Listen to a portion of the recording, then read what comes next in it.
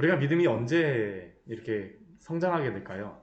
저는 우리가 말씀을 보면서 하나님이 어떠한 분이신가를 우리에게 보여주실 때, 하나님이 이렇게 인도하시는 하나님이시구나라는 것을, 물론 우리의 삶에 뭐 여러 가지 일들을 통하여서도 보여주시지만, 말씀을 통하여서 그것을 우리에게 보여주실 때에 우리의 믿음이 성장하게 되어집니다. 저는 그런 면에서 본다면 이 출애굽기 말씀이 참 우리의 신앙 성장에 도움이 되는 그러한 말씀이라고 생각합니다. 왜냐하면 이 출애굽기 말씀은 하나님이 어떠한 분인가를 우리에게 분명히 보여주시기 때문입니다. 여러 가지 일들이 많이 일어나는 그러한 속에서 하나님이 자신을 보여주시고 계시함으로 말미암아 우리로 하여금 하나님 앞에 하나님이 어떠한 분인가를 알게 하시고 굴복하게 하시는 것이죠. 오늘 말씀도 이제 모세가 어제 말씀에서 이제 그 나일 강가에 갈대 상자에 놓여져서 이제 놓여졌을 때에 이제 하나님의 그 주권적인 섭리 안에 애굽 왕 바로의 그러한 집에 들어가게 되지 않습니까? 궁전에 들어가게 되지 않습니까? 그곳에서 어떻게 지내는가라는 것서부터 우리에게 보여줌으로써 오늘 말씀이 시작됩니다. 오늘 11절 말씀을 보면 모세가 장성한 후에라는 그러한 말씀으로 시작하고 있습니다. 이 장성한 후에라는 그러한 의미가 커졌다라는 그러한 의미입니다. 다 장성을 했습니다. 정말로 커졌습니다. 근데 이 커졌다는 의미가 육체만 크고 어떠한 그 키만 큰 것이 아니죠.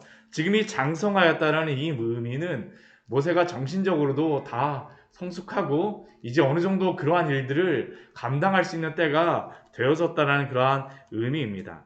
우리가 사도행전 7장 22절 말씀에 보면 이 모세가 장성하였다라는 그 의미를 우리에게 이렇게 말씀합니다. 모세가 애굽 사람의 모든 지혜를 배워서 그의 말과 하는 일들이 능하더라. 결국 그러니까 지금 모세가 장성했다라는 그런 의미는 뭘까요? 애굽 사람의 모든 지혜를 이제 다 배웠습니다. 궁중 교육이 다 끝났다라는 것이죠. 이 정도면 되었어. 내가 이제 그 바로로서의 그러한 교육을 다 마쳤어. 세상 사람들이 보기에도 다 그런 겁니다. 말하는 것이나 행동하는 그러한 모든 것들이 능합니다. 정말로 준비되어진 것이죠. 왕자로서의 그러한 교육이 다 끝났습니다. 그러나 그가 이렇게 장성한 후에 또 그가 가졌던 그러한 마음은 무엇이냐면 이스라엘 백성을 향한 그러한 마음을 가졌음을 우리가 알 수 있습니다. 이 뒤에 말씀해 보게 되면 이스라엘 백성을 사랑하는 그러한 마음을 우리가 발견할 수 있죠. 그러한 마음은 어디에서 얻었겠습니까? 요게벳에게서 배웠겠죠. 그가 유모로 자랐던 자신의 어머니의 그러한 품 안에서 자신이 누구인가를 배운 것입니다. 그가 비록 애굽 사람의 모든 지혜를 배워서 그의 말과 하는 일에 능하게 되었지만 그러나 그 지식이 애굽 사람을 만든 것이 아니라 하나님의 백성으로서의 그러한 준비도 되어졌음을 우리에게 알려주고 있습니다. 하나님의 백성으로서 잘 준비되어졌어요. 믿음도 어느 정도 이제는 성장하였습니다. 하나님의 뜻도 어느 정도 깨달았습니다. 또 이것에 대하여서 모세가 이제 뒤에 나오는 여러 가지 일들을 히브리서 말씀에서 우리에게 알려주는 그런 말씀이 있습니다. 이 말씀은 같이 한번 좀 봐야 될 것 같아요. 히브리서 11장 우리 모세가 믿음으로 행하는 그러한 일들에 대하여서 말씀하여 줄 때에 이렇게 우리에게 말씀하고 있죠. 24절부터 같이 한번 보도록 하겠습니다. 우리 24절부터 27절까지의 말씀을 같이 한번 보도록 하겠습니다. 모세가 믿음으로 어떻게 하였는지 같이 읽겠습니다. 11장 24절에서부터 27절입니다. 믿음으로 모세는 장성하여 바로의 공주의 아들이라 칭함받기를 거절하고 도리어 하나님의 백성과 함께 고난받기를 잠시 죄악을 누리는 것보다 더 좋아하고 그리스도를 위하여 받는 수모를 애굽의 모든 부하보다 더 큰 재물로 여겼으니 이는 상주심을 바라봄이라.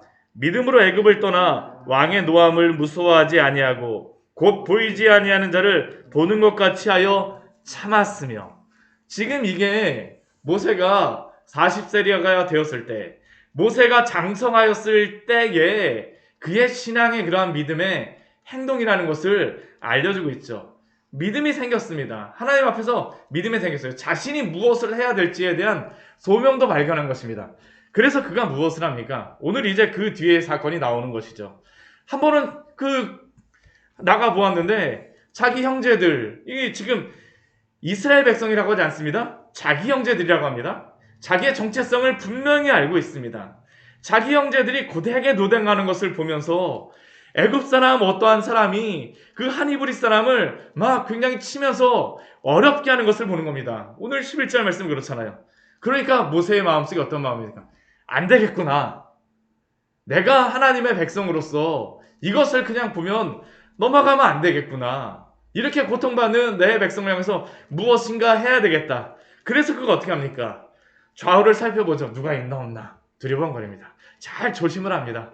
그리고 나서 그 괴롭히는 그 애굽 사람을 쳐 죽여서 모래 속에 감춥니다. 그 왕이 바로가 되기 위해서 교육받았던 그러한 거겠죠. 격투술 같은 것도 다 교육받았지 않겠습니까? 그러한 것들을 가지고 쳐 죽여서 모래 속에 감춥니다. 하나님의 그러한 백성으로서의 어떤 물건을 가지고 그가 무엇인가를 해보겠다라는 그러한 거였죠. 그리고 그 다음날이 됩니다. 그 나가서 보니까 이번에는 두 히브리 사람이 서로 싸우고 있어요. 그러니까 어떻습니까? 그 잘못한 사람에게 왜 그렇게 싸우느냐, 왜 그렇게 못살게 구느냐 하면서 그가 이야기하지 않습니까? 그러자 지금 그 괴롭히고 있는 그 히브리 사람이 무엇이라고 얘기합니까? 우리 14절에 이렇게 이야기하죠. 누가 너를 우리를 다스리는 자와 재판관으로 삼았느냐? 애굽 사람을 죽인 것처럼 나도 죽이겠느냐? 지금 이것은 모세에게 굉장한 충격이었을 것입니다. 그래도 내가 이러한 일을 행했다라면 그 같은 동족들이 알아주겠지. 무엇인가 인정해주겠지. 그런데 어떻게 해요? 지금 모세를 향하여서 누가 너를 우리를 다스리는 자와 재판관으로 삼았느냐라고 말합니다. 지금 이것은 너가 우리의 다스리는 자가 아니라 누가 우리의 다스리는 자라는 겁니까? 그러니까 바로가 다스리는 자라는 것이죠. 모세를 인정하지 않습니다. 모세는 자기의 마음속에 장성하고 무엇인가 준비되어졌다라고 분명히 생각하고 하나님의 그 뜻들을 그 하나님의 그러한 소명을 받았다라고 생각을 하는데 주변에서 아무도 알아주지 않는 거예요. 그리고 여기에는 참 그 모세를 더 아프게 하는 게 무엇입니까? 지금 모세가 두려워하여 일이 탈로 되었도다라고 이야기하는데 도대체 이것을 누가 탈로 나게 했냐라는 것이죠. 누가 이것을 알려주었을까요? 모세가 구해준 사람입니다. 배신을 당한 거죠. 완벽하게. 완벽한 배신을 당한 겁니다. 모세는 그들을 위하여서 무엇인가 하겠다라고 생각을 했는데 자신이 도와준 사람에게조차 배신을 당하였다라고 생각하니까 그 다음은 어떻게 합니까? 아, 이게 바로의 귀에 돌아가겠구나. 바로 그 일이 벌어지는 거죠. 바로가 이 일을 듣고 모세를 죽이고자 하여 찾는지라. 그리고 모세는 바로 미디안 땅으로 가게 됩니다. 그렇다면 왜 모세는 이러한 시도를 하였을 때 실패하게 되었을까요? 이스라엘 민족을 돕고 구하는 것이 하나님의 뜻이 아니었을까요? 그의 소명이 그게 아니었을까요? 아닙니다. 그것은 분명히 하나님의 뜻이고 그는 분명히 하나님이 그 자신에게 주신 그러한 소명을 어느 정도 알고 있습니다. 그런데 문제가 무엇입니까? 하나님의 때와 하나님의 방법을 그가 기다리지 않은 것이죠. 아직 하나님의 때가 아니고 또한 이렇게 죽여서 하는 것이 하나님이 그 이스라엘 백성을 구하는 방법이 아니었음에도 불구하고 어떻습니까? 하나님의 뜻과 하나님의 소명을 발견하였다라고 생각해서 설익은 방법으로 그가 행하는 것 아닙니까? 우리가 여러 가지 실수를 하는 게 바로 이러한 실수를 많이 하고 나죠. 우리가 하나님의 뜻을 깨닫습니다. 또한 하나님이 우리에게 무엇을 원하시는가를 알려주실 때가 있어요. 말씀을 통하여서 우리가 지금 이 자리에서 무엇을 행해야 될 것인가. 그런데 우리의 마음이 바쁘게 되면 어떻습니까? 하나님의 때를 인정하지, 하나님의 때를 기다리지 못하고 하나님의 방법보다는 우리의 방법을 주장할 때가 있지 않습니까? 우리가 정말로 이러한 부분에서도 지혜가 필요하죠. 하나님의 뜻을 구하고 하나님께 소명을 받는 것도 중요하지만 그것을 성취하는 방법도 하나님의 방법으로 해야 될 줄 믿습니다. 또한 하나님의 때를 기다려야 될 줄 믿습니다. 오늘 모세가 그것에서 실수를 한 것이죠. 그러니까 어떻게 되는 겁니까? 미디안 땅으로 이제 도망가는 것 아닙니까? 근데 이 미디안 땅으로 도망갔을 때에 모세가 그 사람들을 만나게 되죠. 우리 16절 우리 말씀을 보게 되면 모세가 이 우물에 앉았을 때에 한 사건을 보게 됩니다. 어떤 사건을 보냐면 7 그 여인들이 와갖고 이 우물에서 물을 길어서 구유에 채우고 양떼에게 먹이려고 하는데 어떤 일이 벌어지는 겁니까? 어떤 목자들이 와갖고 그들을 막 쫓아내는 것이죠. 참 이러한 것을 보게 되면 앞에서도 모세가 그 2번씩이나 어떤 겁니까? 참견하지 않아도 되는데 참견했다가 그 자신이 어려움을 당했는데도 지금 보면 어떡할까요?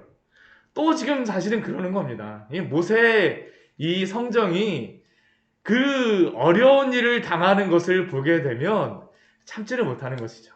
하나님의 그러한 정의감이 있어요. 정의감이 있습니다. 정의감이 있습니다. 그리고 그러한 일을 당하는 것을 보았을 때 어떻습니까? 도와주게 됩니다. 모세가 일어나서 그들을 도와줘서 그 양떼를 먹였다라고 이야기를 하죠. 양떼를 먹였다라고 이야기합니다. 저는 이러한 부분이 또 하나님께서 모세를 사용하시는 그런 부분이라고 생각합니다. 비록 그가 하나님의 때와 방법을 잘 분간하지는 못하겠지만 그러나 어려운 자들을 향하여서 그냥 넘어가지 않아요. 그렇죠. 도움의 손길을 내밉니다. 그러자 어떤 일이 벌어집니까? 우리가 잘 아는 바와 같이 이 미디안 땅에서 이 루엘이라고 하는 그 제사장의 그러한 딸을 얻게 되는 것을 우리가 볼 수 있지 않습니까? 우리가 그 아버지 그 루엘이라고 하는 사람이 너희가 어찌하여 이렇게 일찍 왔느냐라고 그 질문을 하죠. 평소에 이런 일을 많이 당하였다라고 우리가 알 수 있는 겁니다. 그러자 이제 그 딸들이 이러한 일들을 알려주게 되고 그 아버지가 모세를 데려오고 모세도 그들과 함께 그 동거하기를 기뻐하면서 모세가 시프라라고 하는 그러한 아내를 얻었음을 우리에게 보여주고 있습니다. 그리고 이렇게 그들과 동거하면서 비록 자신의 백성들에게는 배신을 당하였지만 또 다른 사람을 도와줬을 때에 모세가 피난처를 얻은 것이죠. 하나님이 주시는 그러한 것입니다. 어느 정도 이제 안식을 얻게 됩니다. 근데 모세의 마음속에 가졌던 그러한 마음은 무엇일까요? 그의 아들의 그러한 이름에서 우리가 모세가 가졌던 그러한 마음을 알 수 있습니다. 그가 아들을 낳았을 때 이름을 무엇이라고 우리 짓고 있습니까? 22절 말씀 보게 되면 게르솜이라고 이름하고 있죠. 이 게르솜이라고 하는 이 의미는 게르라는 게 이게 나그네 손님이라는 그런 의미고 솜이라는 게 이게 거기라는 의미입니다. 거기에서 나그네가 되어졌다. 여기에 사는 사람이 아니라 거기 멀리 떨어진 곳에서 나그네. 그래 나는 나그네야. 모세의 그러한 마음을 알 수 있지 않습니까? 왜 내가 그렇게 했을까? 내가 왜 그렇게 했을까? 하며 생각하면서 아들의 이름을 지은 것이죠. 이러한 시간이 이제 한 40년의 시간을 보내게 되어집니다. 여러 가지 생각을 모세가 했을 것입니다. 했을 것이에요.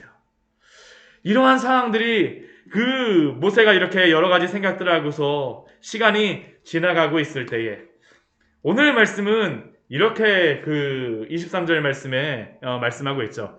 여러 해 후에 애굽 왕은 죽었고 여러 해가 지났습니다. 모세가 이러한 것들에 대하여서 그 많은 일들을 시간이 지나면서 초점이 모세에게서 이제 하나님께로 움직여지는 것이죠.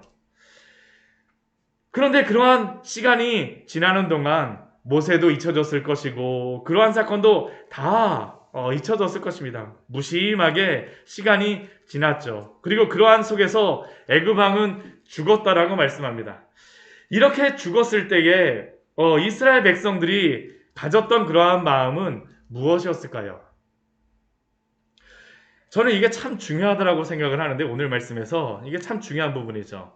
애굽 왕이 죽게 되면 이스라엘 백성들이 가졌던 그러한 기대는 무엇이겠습니까? 이제 애굽 왕이 죽었으니까 무엇인가 새로운 것이 일어나겠구나. 이제 새로운 바로가 올라서게 되면 무엇인가 새로운 것이 되겠지. 그런데 결과는 무엇일까요? 우리 23절 말씀 보면 고된 노동이 여전히 있습니다. 여전히 있어요. 고된 노동으로 말미암아 나아지지 않는 겁니다. 이러한 때에 이스라엘 백성들이 가진 마음이 무엇이겠습니까? 왕이 바뀌어도 소용이 없구나. 소용이 없구나. 새로운 왕이 오게 되면 나아질 거라고 기대했는데 오히려 사실은 더 어려워진 것이죠. 소망조차 없어진 겁니다. 그러니까 그때 이스라엘 백성들에게 나타나는 것이 무엇입니까? 탄식하며 부르짖었다라고 오늘 23절 말씀에서 말씀하고 있죠. 부르짖는 소리가 하나님께 상달되었다라고 말씀하고 있습니다. 굉장히 고통스럽기 때문에 하나님께 기도하는 것입니다. 그리고 그때에 하나님께서 그때 해야 무엇이라고 말씀하십니까? 우리 24절, 25절 말씀에 보게 되면 우리 24절, 25절 같이 한번 읽어보도록 할까요? 하나님이 그들의 고통 소리를 들으시고 하나님이 아브라함과 이삭과 야곱에게 세운 그의 언약을 기억하사 하나님이 이스라엘 자손을 돌보셨고 그들을 기억하셨더라. 그들이 이러한 고통 속에서 하나님께 부르짖을 때가 되어졌을 때에야 하나님께서 이제 어떻게 하십니까? 들으시고 기억하시고 돌보시고 다시 기억하셨다라는 겁니다. 바로 이들이 이렇게 부르짖을 때가 바로 하나님의 때가 되어졌다라는 것을 우리에게 알려주는 것이죠. 사랑하는 성도 여러분, 우리가 여러 가지 고통스럽고 힘든 일을 당할 때에 또 더 이상 참을 수 없는 그러한 일들을 당할 때 그때가 언제일까요? 하나님께 기도할 때인 줄 믿습니다. 이들이 바로 이때 기도하게 되어지죠. 하나님께 부르짖으십시오. 하나님만 의지하고 간구하십시오. 하나님은 바로 성도들의 이러한 모습을 기다리고 계십니다. 왜냐하면 교만하게 생각하여서 내가 모든 것을 이루었다라는 그러한 것을 다 버리게 하시기 위하여서죠. 모세가 그때 해갖고 일어나면 어떻게 됐습니까? 모세가 잘났으니까, 모세가 장성했으니까. 아니요. 하나님이 일하실 때를 하나님은 기다리십니다. 그리고 그때 어떻게 하세요? 하나님께서 들으시고 기억하시고 돌보시고 기억하셨다라고 말씀하십니다. 오늘 이 들으시고 기억하셨다는 이 말씀이 하나님의 네 가지 그러한 그 하나님의 그러한 행동들이 나타내는 것 속에서 중요한 그러한 하나님이 왜 이렇게 이들을 기억하시는가라는 것을 우리에게 보여주는 이유가 있습니다. 24절 말씀에 보면 이렇게 말씀하고 있죠. 하나님이 아브라함과 이삭과 야곱에게 세운 그의 언약을 기억하사. 어떤 것에도 매여 있을 필요가 없으신 하나님께서 이들을 구원하시는 이유는 바로 하나님이 아브라함과 이삭과 야곱에게 세운 그 언약에 스스로 매이심으로 그것을 기억하셨기 때문입니다. 그리고 이것은 하나님의 그 신실하심을 우리에게 보여주죠. 이스라엘 백성들이 애굽의 나일강의 풍요로움에 취하여 하나님을 보기보다는 하늘을 보기보다는 나일강을 보며 땅을 보며 그 풍요로움에 취하여 하나님을 잊고 또 하나님에 대해서 기억하지 못하였을 때에 그래서 그들은 모세가 그렇게 그 자신들을 구원하여 줬을 때 사실은 모세의 그러한 것들을 인정하지 않죠. 그러나 이러한 때가 되어졌을 때에 그들이 여전히 죄악 속에 행하고 있으나 여전히 애굽에 살고 있으나 하나님 어떻게 하세요? 아브라함과 이삭과 야곱에게 세운 그 언약을 기억하심으로 하나님의 구원을 시작하시는 것입니다. 하나님의 신실하심에 따라서 하나님께서 구원을 하시겠다라고 오늘도 말씀하시는 것입니다. 우리의 인생도 그렇지 않습니까? 하나님이 왜 우리를 기억하여 주셨을까요? 하나님이 신실하시기 때문입니다. 하나님이 당신의 언약을 기억하시고 하나님께서 우리를 끝까지 사랑하심으로 말미암아 오늘도 우리를 붙들어 주시는 줄 믿습니다. 이 믿음 안에서 오늘도 살아가시기를 축원합니다. 같이 기도하도록 하겠습니다. 하나님 아버지,